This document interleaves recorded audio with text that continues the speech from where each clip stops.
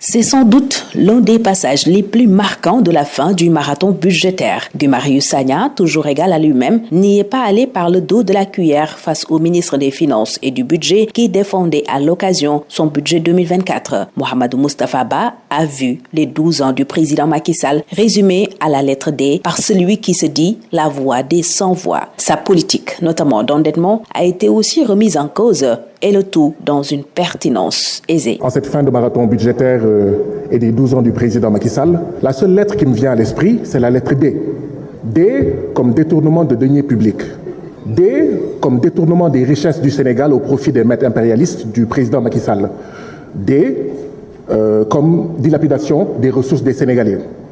Mais D aussi comme démolition des droits et des libertés individuelles et collectives des Sénégalais.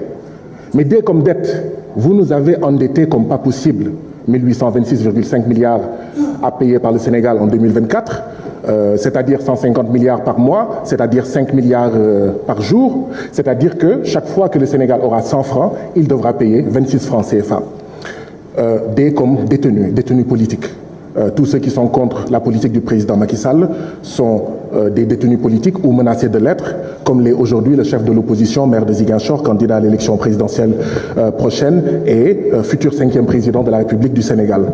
Des comme déforestation, destruction de l'environnement, comme cela se passe actuellement à Kayar, où 20 à 37 hectares de la bande de filao sont en train d'être détruits, des milliers de filao, au moment où on parle de budget vert, mais également de budget orienté vers la lutte contre la déforestation.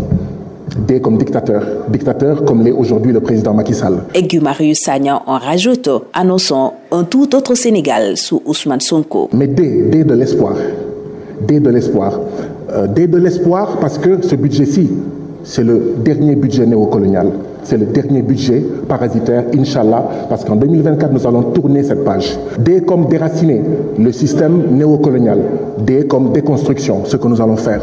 Monsieur le ministre des Finances, je vous souhaite une longue vie, avec beaucoup de santé, pour voir de vous-même, de visu, à quoi ressemble un pays avec un budget souverain, avec une monnaie souveraine, à quoi ressemble un pays où le président de la République, mais également tous les ministres se battent pour la souveraineté nationale, mais également contre en fait les détournements de deniers publics en théorie comme en pratique. Sonko, 5e président. Qu'on l'aime ou qu'on ne l'aime pas, il est difficile de ne pas reconnaître que Guy Marius Sagna marque son passage à l'Assemblée nationale. Dans ses habits de député du peuple portés quotidiennement, ce membre fondateur du FRAPP France Dégage prolonge à l'hémicycle, comme il l'avait promis, sa lutte connue de tous et qui vise à déraciner, dit-il, le fameux système. Comprenez la façon de gouverner qui, tel un baobab, résiste encore et encore dans plusieurs pays d'Afrique.